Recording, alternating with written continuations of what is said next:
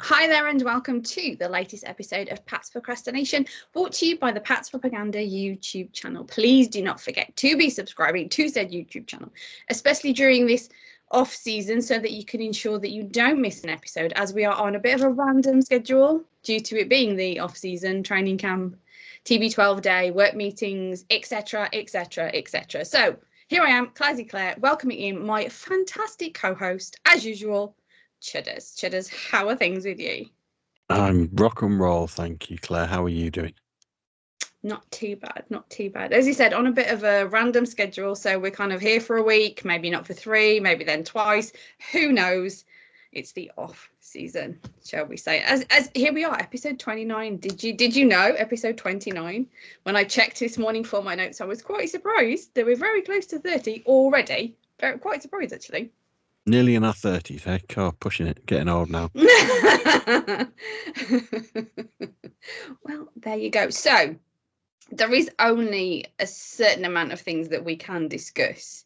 There's probably not a lot we can argue about, which is quite surprising when it comes to we'll find we'll something. Don't worry, we'll find something.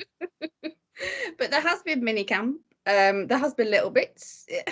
It's one of those, there's things to talk about in a way, but it's really difficult to kind of judge anything because it's not really in a situation to judge much. I mean, like the 7-on-7s, and there was, I think I saw something I wanted to mention. Zappy's struggling at the moment, but May seems to be breaking out, and it's like there's so little that you're testing that it's just it's a little bit early, but we'll roll with it, folks, because we wanted to bring you a show anyway. So throw it to the floor, Chudders. What are you thinking? So let's start on offense, which is obviously the biggest element we've all been Don't thinking. get sectionally offense defense, because there's nothing to talk about defense. You can't be so speak for yourself. Okay, I tell you what, I'm gonna sit back, drink my tea, leave you to it 30 minutes. I'll tap back in to do the rollout and say thanks to everybody. So go for it. The show's yours, dude. Okay, so we'll start at the number one position, quarterback. It's now 46 days since you signed, or drafted, should I say, Drake May. He's developing, but there's still quite a bit yet to see, which, to be fair, is what you'd expect. Because, like we said, we only drafted him 46 days ago. They've only on the field for a handful of days of that. There's a long way to go. Is that a question that you got your arm up there? No. Okay. So I'm not partaking in this episode. I did have questions for you, but I'm just gonna let the viewers just have Chudder's episode. That's fine. The reports are, as you've said, things like, for example, Zappy's not been great. To be honest, I don't really care about that. I'm not even bothered that he's on the Patriots by the time the season starts. Don't mind if he is, but his development doesn't worry me one iota.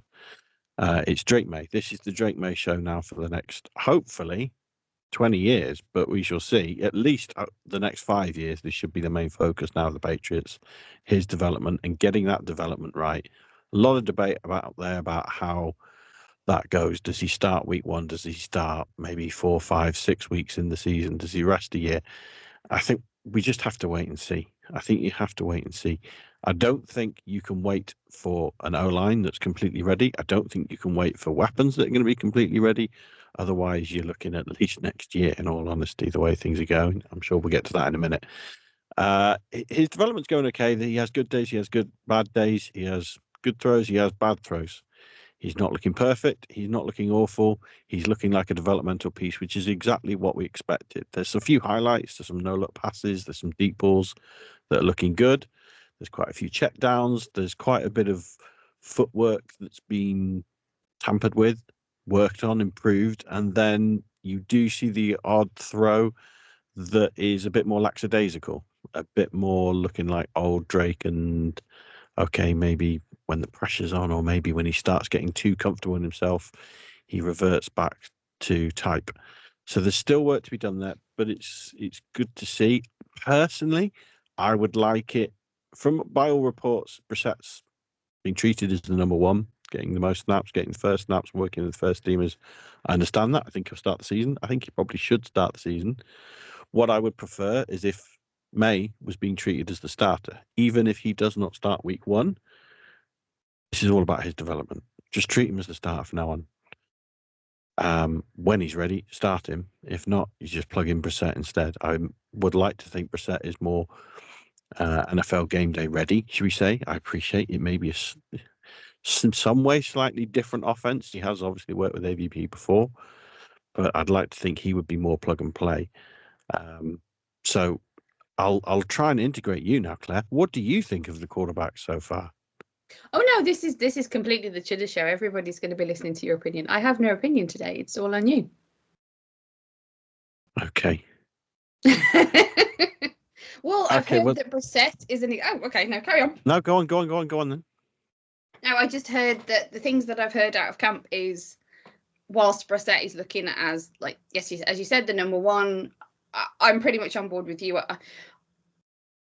I agree with there's no point waiting until there's a good O-line to start May, because there may never be a good O-line ever again on the Patriots. We've been waiting for this for a few years now, probably since I started doing podcasting, which was, like 3 years ago. We were still waiting for a good O-line, really. So, but I don't necessarily think he's there for starting. Now, we're talking about this, the 11th of June. We're not talking about this in September, so we've got a ways to go yet. So if he seems to be, maybe you should put him in. Like you said, I think it's a bit of a wait and see how things progress. At this point, make the assumption, which I know shouldn't assume, that Brissett is going to be the starter, but he's not lighting it up. I think it was Evan on Patriots Unfiltered when they were watching practice. He's doing well, but he's not looking like a superstar, so to speak. And I am taking these words out of context. I'm not quoting. Should I just clarify? Are you talking about Brissett isn't looking like the superstar, mate? Yeah. Yes. So you throw me off my game now. There's going to be lots of ums and ahs while I try and catch my sentence. Yeah. So Brissett, again, I echo your concerns, your opinions on Zappy. I don't know if I agree with I don't even know why he's there situation, because there is a lot of what happens. Are they going to carry 4? What are they going to do with Joe Milton? Are they going to move him to the practice squad? Do you just want some security? Is Zappy nothing more than a security blanket of, he's not the best quarterback.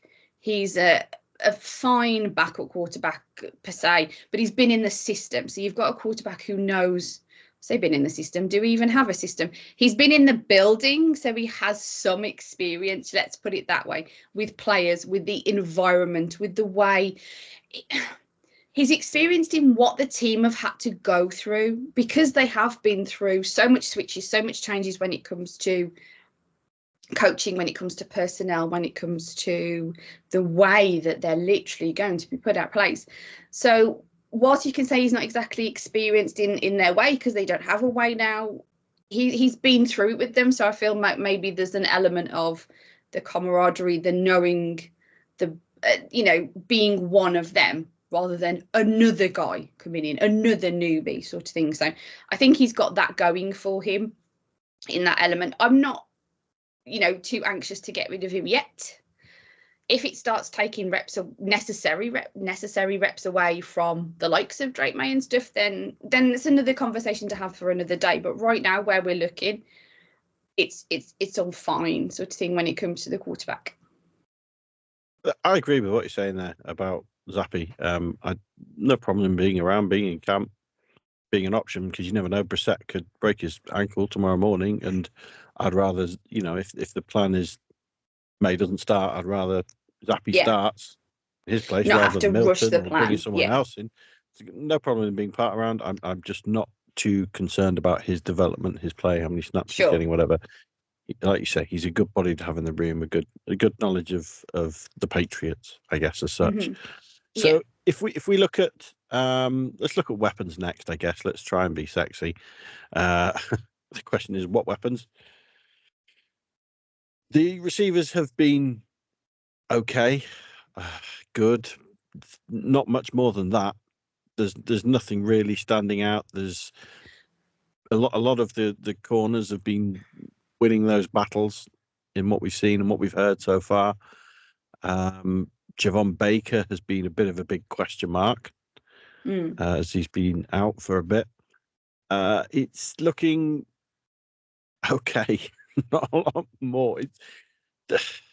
Can I put? I've got to push back because, like you're saying, it's looking okay on minicamp with rotational quarterbacks.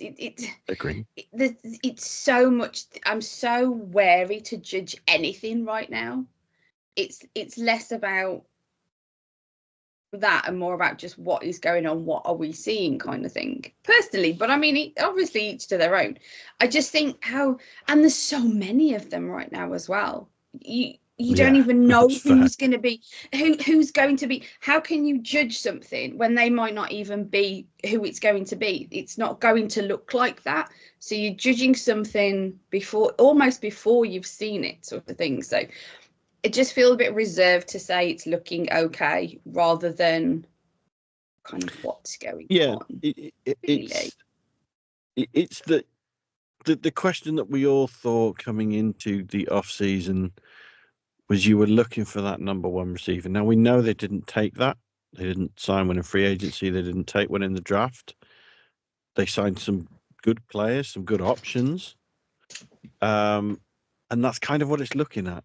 There's some good guys on the field. You can catch some balls, but there's no one who's lighting up the practice field. You had a secret hope that Hulk is going to be awesome. He's going to be amazing. He's going to be the gem.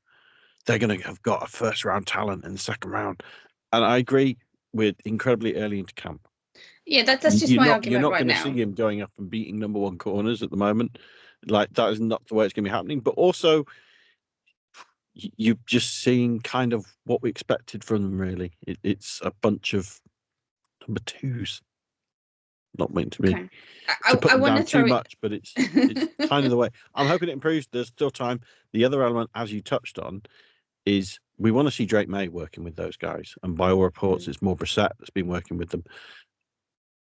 That's a frustration to me because that's where I'd rather May was treated like the starter and was working with the starters, and that development journey, the relationship building between him and those receivers starts now. Because I'm not worried about winning the first 6 games when Brissett's a starter. It's about Drake May's development with this roster, with these receivers, with these weapons, running backs, O-line, everything. Get that going as soon as possible. Like I say, to be fair, they've got to set themselves up for an element of, we assume, again, it's risky to assume, but we assume that they're setting Brissett up to start the season. That's what it looks like. That's what it appears. I'm sure Mayo has said a few things to that element, not quite blatant. So they've still got to be in a situation where they're competing at the start of the season. You don't want to leave it all just to go to hell in a handbasket, just to give May some development, kind of thing. You've got to pick your priorities. And whilst May developing is a priority, there's also like success is, from the bat.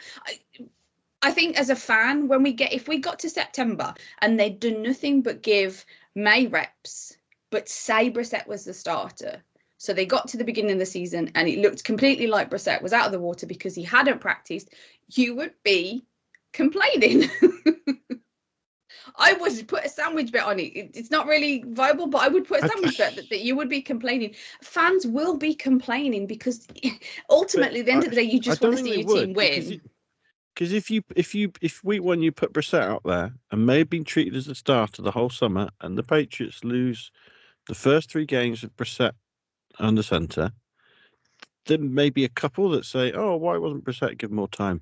Most of the clamour would be, "Why isn't May starting?" Yeah, but if their plan is not to start May, and they want to stick to that plan, they don't want to throw him in, preemptively. It feels like kudos to them for sticking to their plan and not throwing him to the wolves and us having a bit of a Mac Jones experience again. A bit of, obviously it's different. So I think, just feel like you've got to temper that in a way. It's like, well, I want this and I want, you can't have everything. And when it comes to it, you will want that. So make your selection. See, you're speaking to the wrong guy, because I'm not, because I don't mind if they lose 6 games under Brissett, because it means they're going to get a higher draft pick. Oh, Yeah, you're not. And the future no, development. no. of We're Brissett. not talking that. I'm sorry Yeah. to talk over you. We're not talking high draft pick now. It's June, for crying out loud. Yeah, I but will my point leave is, the I show don't if you care. want I that. don't care what the record is under Brissett. I to be honest, I care quite little what the results are in terms of win-loss under May this season, whether he plays 17 games or 10 or 7. It's more about his development. By the end of the season, I want to see him and the team heading in the right direction. So year 2, now we're looking at winning more games than we lose. So The record this season doesn't. I'm not too bothered about that at all. So Now, you won't be obviously, complaining. if we start off, 10-0, then yeah, I'll be more worried about it. But I have zero expectations for that. My expectations for the season are to develop Drake May and to be building a roster, a team, weapons, an O-line around him. That's my expectation. It is not that we win X many games or that we finish this place in the division or we're knocking on the door of postseason. Those are all complete bonuses. It's the development, it's the play that I want to see. That's what I'm more focused on this season. You don't like that? Okay. So no, I O-line. feel like what you're saying isn't going to be reflected. I think that's you have every intention to be like though. that, but then you won't be when they're losing and you're grumpy. But my grumpiness won't be at the fact they lost. It'll be at the way they played. If they, I don't know, if they play let's say the Jets are looking really good under Rodgers, and I'm playing a hypothetical, but let's say they're looking really good. They play the Jets and they lose 34-30 to the Jets. I'll be disappointed they lost the Jets because you always are, but I'd like to think I'm going to be quite pleased. The offense managed to put up 30 points against what's a very good defense. I'll probably be disappointed the defense gave up 34 points when they're meant to be a lot better than that appears to be showing. But it'd be more about, okay, well, hopefully I saw Drake May develop, progress.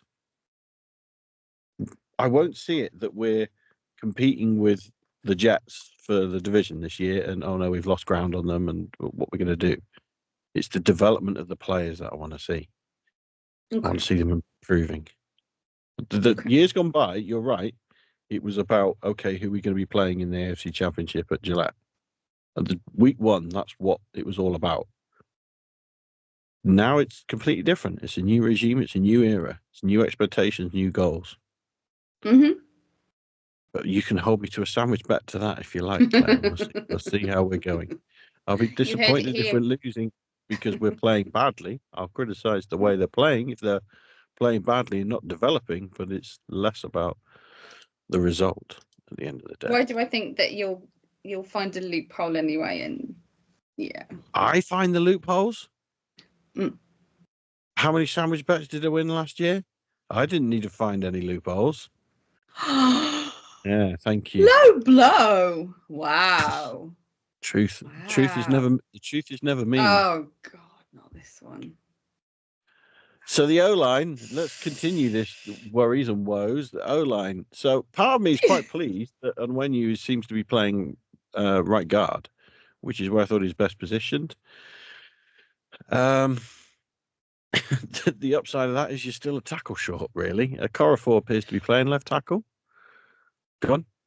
But someone, I think it was Phil Perry, said, I may be misquoting. I try and listen to as many as I can. It's better to be one O-lineman week than like 3, as long as they're setting up. Agree. We're moving. The thing you can look at to try and do a positive spin if you want to, because I know it's tricky because I've got O-line woes. You know me, I'm an O-line girl anyway. So it's to me, it is a big deal. But I think the one thing that we can look at is it's trending in the right direction. If they find solid everything else, it's something it's rare that if you look at any team in the NFL, any of the 32 teams, you'll probably find there's a weakness somewhere. There's someone somewhere that they're missing a piece, or they have a weakened piece. I reckon. Okay, maybe not 32. We're close. But yeah, but no, to tie it back to the Patriots, I think whilst I am concerned, and left tackle is a big deal, and it is a big deal, and it's a protection for May, and yes, I agree with all of those things that are out there. It's also the little bit of light of, well, if we've got a right guard, a right tackle, and a left guard, solid, really good players, then we are moving in the right direction to build a really good O-line. And I feel like let's just trend in the right direction then. That's the best I got to try and keep the positivity when it comes to the O-line. I hope so. I think Steve Dow, who appears to be left guard, that's obviously can be a long-term solution there. And when you've just signed a new contract, if he's right guard, that gives you a solid solution there for years to come. Caden Wallace, if he is a solid right tackle, then you've got trending in the direction. Three of the five there are looking brilliant. Dave Andrews, a centre, you're absolutely fine this year. Again, you'd like to think there's going to be no issues there. He signed a new deal, didn't he? He did. But he ultimately he's not a long-term solution. I don't think he's going to be in the next championship winning team. I think you could be in a similar position next year where, okay, he's considering retirement. Hopefully not. Like, I think he's a brilliant player. I want to see him around, but I think he is kind of like McCourty was the last sort of 3 years of his career, and Slater, it was a year to year thinking about this, is he coming back kind of thing. I feel like that with Andrews now. I we'll see. I just don't plug him in as right. Well, that's the centre sorted for the next 5 years, because quite the opposite. I feel like this time next year we could be talking about the 3 centres that the Patriots have drafted and signed and traded for, and which one's going to win that job. But like you say, left tackle, Okorafor appears to be the man who's going to play there. It could be that's what they spend a high draft pick on next year, because that's the one thing we got to do. And in some ways, you're kind of right. Or he gets to the season and he's actually really quite great. Who knows? Fingers crossed. Yeah. We shall see. It just still has, and I feel like a proper curmudgeon, which I'm sure I am here. But it just feels like the same drum we're beating, almost before this season ended last year. It was, go, we need a left tackle, we need a number 1 receiver, and we need a new quarterback. We've got a new quarterback. He's not even been treated as the starter yet, but that will come. I know that it will come. We still don't have a number 1 receiver, and we still don't have a left tackle. And you feel like, oh, hang on, are we going into the season with a lot of the same problems we had last year? And I just hope not. Well, like they have new pieces. So we have new pieces. We have a new system. We have a new coach. We have a lot that's new. And like you say, Okorafor, who was benched from the Steelers last year, could turn into a brilliant starting left tackle for the Patriots in a system, and this was just the right fit. It is not an impossibility. It's much just a likelihood. Things have happened. Yeah, I know.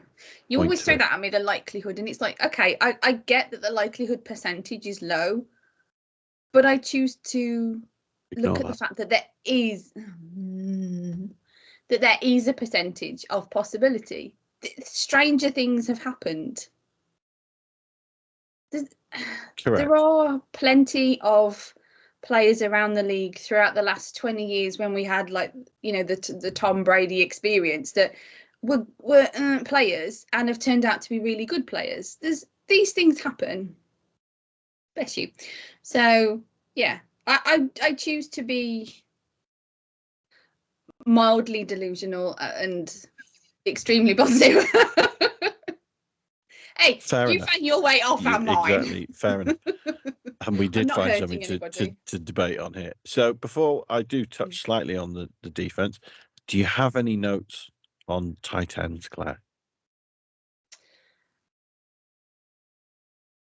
Bell's looking quite good, which I sort of maybe thought he might-ish. After my initial getting over him being drafted and being like, I didn't know if I wanted him. Then I looked into him. Yeah. Then I looked into him and was like, actually, yeah, I'm fine. This is cool. I'm all right with him. This is good. He could be interesting. Hunter Henry being the solid, wonderful number 85 that he is. Hooper maybe not, again, really Yeah, Hooper wasn't, but yeah, I think he's in for the blocking start. situation. So, and that's what he's, and I need to give a quick shout out to Matt, because bless him, sends me a DM, very appreciative of this, to point out that Bell was a Florida State round 7 pick, just like a particular binky of mine was a while ago. Ryan Izzo, round 7 draft selection at Florida State. So there you go. Bell's not my binky. Bell's not my binky. Are you trying to frame that as a good thing, Claire? For me, that's just a personal thing. That's fine. Nobody else can care. I like whatever.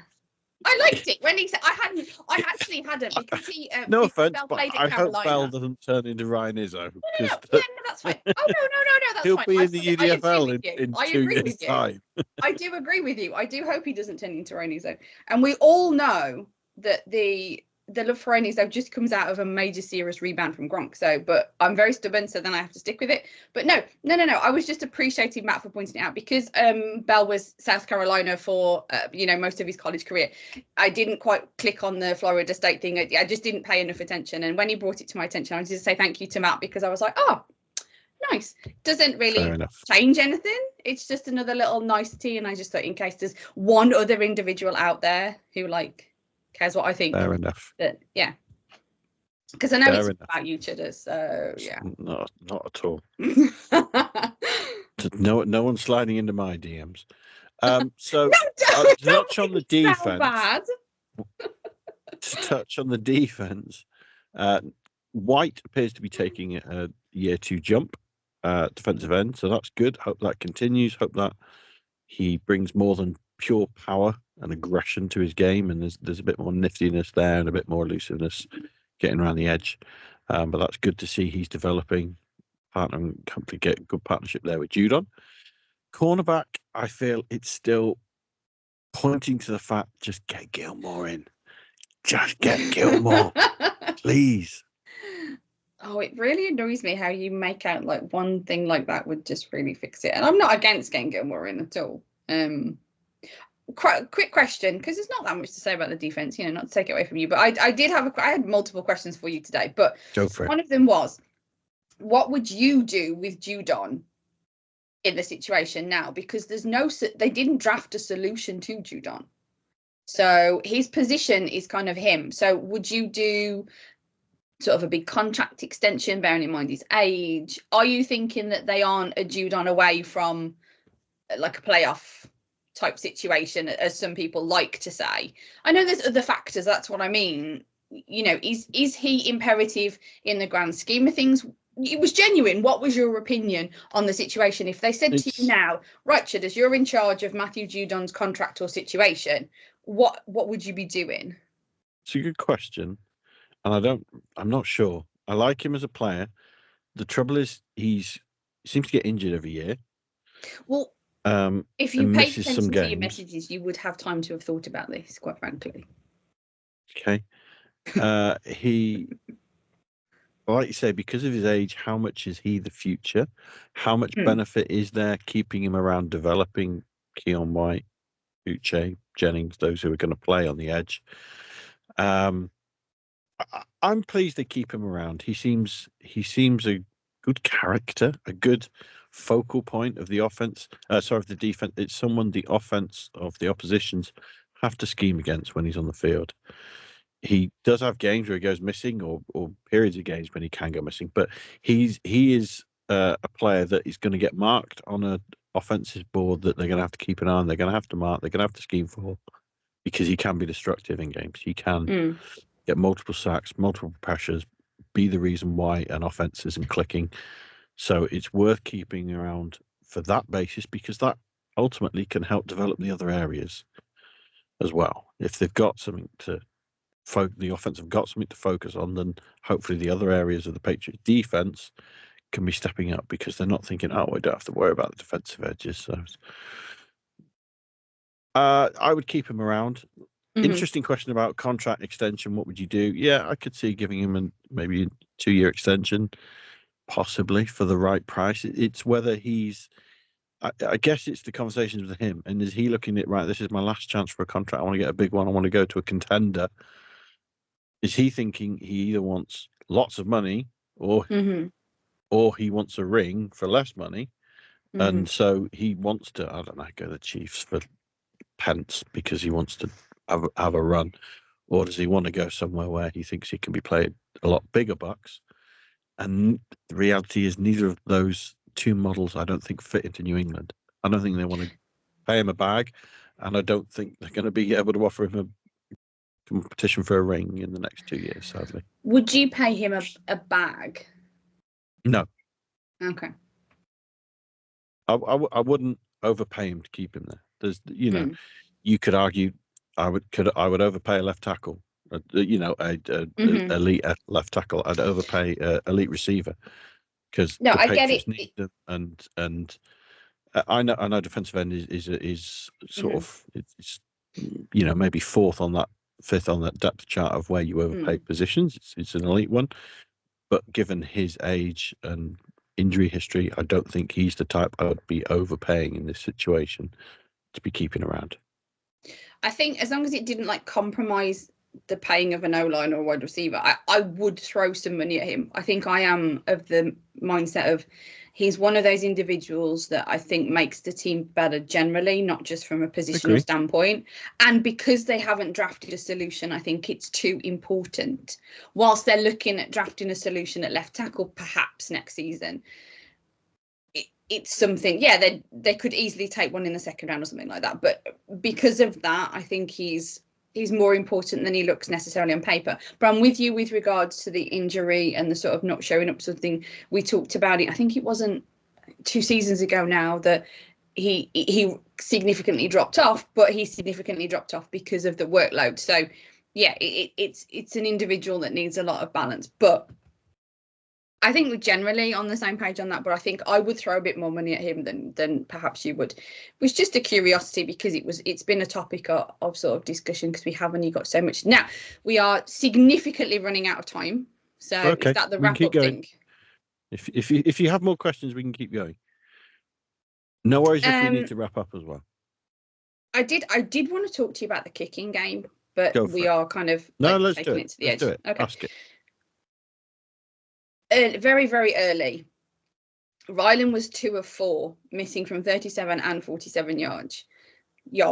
Joey Sly was 4 of 4. Now, you're talking 4 kicks here. You're not really talking a significant amount. That's the minimum amount of cups of tea that I need to get through a day situation. So it's not very much. Experienced kicker. He's 28, 6 years experience. Panthers, Texans, 49ers, Washington. He had a stint with Washington. Obviously, he's not the most successful because he was available. Did you see anything? Do you have any kicker opinion? Now, if you just say, no, that's it, that's fine. We'll just wrap up. No problem. And I'm not one for the numbers. I know that, granted. I'm just throwing out numbers because that was all that there was when it came to the kicking. I was just interested that I was really championing for Ryland to sort of do well. And it's just looking maybe like he's not. Maybe. Ish. I'm open to it. I don't have an attachment to Ryland thinking, oh yeah, you need to be developing him, and you have to, Joey Sly, teach him everything you know, and he's going to be a long-term starter. I've not been convinced by him after last season. If he wins the job, I'm absolutely fine with that. Brilliant. But like you say, if Joey Sly is making more kicks, that's what I want for the Patriots. Yeah. And it's not like I have massive confidence in Sly because, like you said, he's been a bit of a journeyman. No. He's not of course. been a phenomenal kicker himself, but he's got experience. If he can go out there and make the 35-yard kicks that we need, 45-yard kicks, then that's who should be playing. I don't have an attachment to Ryland that I want him to win the job. It's whoever's the better kicker, that's who I want kicking. See, I think for me, whoever's the better kicker needs the job, but I think I still have a slight emotional attachment to Ryland because he was a draft selection. And I have a little bit more love for kickers and punters than you do, I think, slightly. I don't mind them. Pat McAfee's entertaining. That doesn't count. He very much doesn't count now. So, do I now have permission, sir, to wrap up? you can wrap up. The last notes that I've 58 days we've got to wait now until our first preseason game. So we're getting closer. 46 days since the draft, 58 until the next game. We're getting there. We're going to see a lot more development. I do hope we see May developing a lot more. Like you say, hope the coming weeks they'll start narrowing down that roster. As I can't remember when the date is when it comes down from to 75. I think it is the next sort of cut down. But like you say, there's been 13 wide receivers on the roster. That's going to come down dramatically, and we'll start to see. It's not so much taking shape because a lot of these receivers they've drafted the last couple of weeks. Reality is no one really thinks they've got a chance in the 53. It's they may have a outside chance at practice squad, but reality is they're probably just camp bodies. But it'll be good to start narrowing these things down. So when the Patriots are out there, they're training with the top 8 rather than the top 13, the top 7, the top 6. Yeah. Okay, now we're locking into these are our best 3-4 that we're looking to carry through the season. So it'll be good to narrow that roster down to start seeing it all take shape. Who are these front 5? Who are going to be the starting corners? Yeah, because there's a few question marks over that with Jonathan Jones and Marcus Jones not out there and performing as well as you hope. Obviously, Gonzo is as well. Gilmore. I guess the other thing to touch on tomorrow is Brady Day. Will you be watching? Live, I'd probably doubt it because it's like bedtime. It's like way after bedtime. Waiting to see if I can find anything for the following morning, I think, personally, hopefully. But we'll see. I'm trying to establish if it will be all around on the socials, on YouTube and stuff like that. If it's not, it should be. Yeah, I thought so, but it was one of those things to be certain that I don't miss it if you can't then catch it the following day. But yeah. So I take it you'll be staying up to watch it. Probably not. Probably like you, I'll catch up on it on Thursday. I'll probably watch it all. I won't just watch 2-minute highlights or something. But very interested in it. I just need sleep more. Sleep is really necessary with those face. Definitely is. Cool. Go on, Claire. I was just going to wrap up because I'm just looking at the time, knowing how really significant it is. So yeah. Are we wrapping up now? Go on, you wrap up, Claire. Okay. Well, as it is the off season, as we said, please keep your eyes on the socials for when episodes will be coming to you, because they will be sporadic, but we're hoping to bring you in the pipeline some fun ones as well, because of it kind of off season and things taper off after this week in regards to activity surrounding the Patriots, obviously. So yeah, please keep your eyes on the socials, subscribe to the YouTube channel to make sure that you don't miss an episode of this craziness. Sorry, Chudders, go on.